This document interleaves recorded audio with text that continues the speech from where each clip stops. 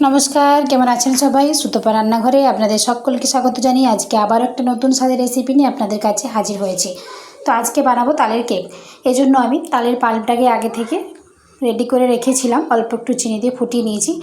এখানে দিয়ে দিয়েছি 1 কাপ তালের পাল্প, আর দিয়ে দিয়েছি হাফ কাপ চিনি, আর দিয়ে দেব হাফ কাপ সাদা তেল।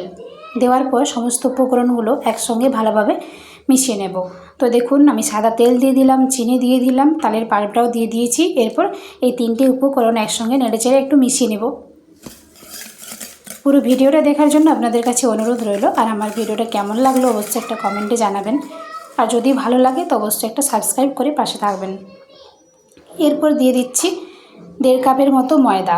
আমি এখানে ময়দা দিয়ে বানিয়েছি কেকটা। তো এই দেখুন 1 কাপ দিয়ে দিলাম। দেওয়ার পর আবারও সমস্ত উপকরণগুলো ভালোভাবে একসঙ্গে মিশিয়ে নিচ্ছি।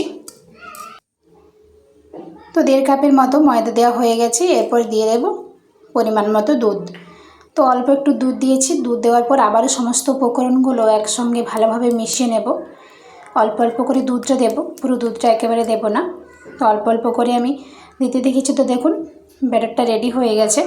এরপর দিয়ে দেব হাফ চামচের মতো ভিনিগার। তো আপনাদের বাড়িতে ভিনিগার না থাকলে অল্প একটু লেবুর রসও দিয়ে দিতে পারেন।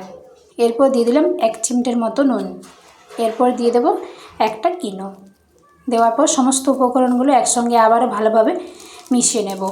তো দেখুন ইনোটাও আমি দিয়ে দিয়েছি। আবার সমস্ত উপকরণগুলো একসঙ্গে ভালোভাবে মিশিয়ে নিচ্ছি। এদিকে আমি কড়াইয়ের মধ্যে দিয়ে দিয়েছি নুন, আর একটা স্ট্যান্ড বসিয়ে দিয়েছি। এরপর আমি বসিয়ে দিলাম কেকটা। ওপর থেকে একটা ঢাকনা দিয়ে দেব। এরপর এটা 20 মিনিট ধরে জাল করে নেব একদম লো ফ্লেমে। একদম লো ফ্লেমে দিয়ে দিয়েছি। নুনটা ভালো করে আমি গরম করে নিয়েছিলাম। তো দেখুন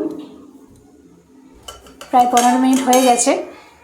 এরপর আমি ঢাকনাটা খুলে দেব। ড্রাই ফ্রুটসগুলো উপর থেকে সাজিয়ে দেব। এরকমভাবে একবার অবশ্যই বাড়িতে কেক বানিয়ে দেখুন, খেতে কিন্তু খুব সুন্দর হয়।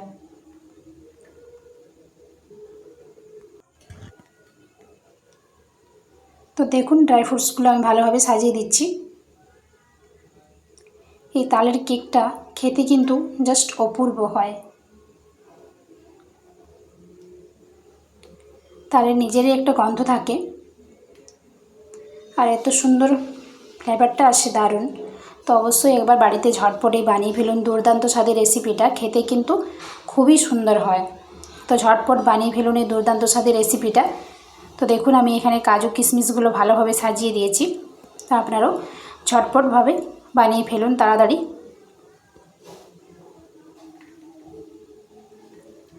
দোকান থেকে তো কেক কিনেই থাকি, কিন্তু বাড়িতে বানানোর যে একটা স্বাদ সেটা মনে হয় সবসময় আমরা পাই না।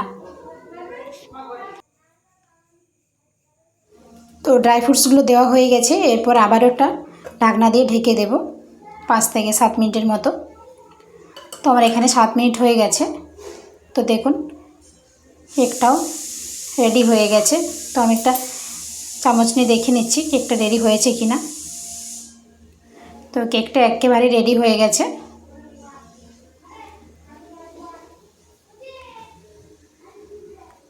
তো দেখুন কেকটা কতটা সুন্দর হয়েছে, কতটা সফট হয়েছে, নরম হয়েছে।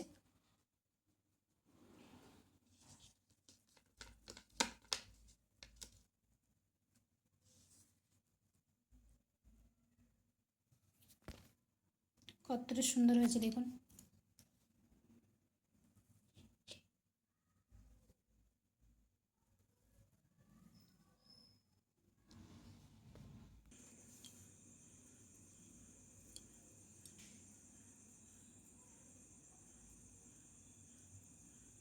আজকের মতো ভিডিওটা এখানেই শেষ করছি। সবাই ভালো থাকবেন, সুস্থ থাকবেন, সাবধানে থাকবেন। ধন্যবাদ।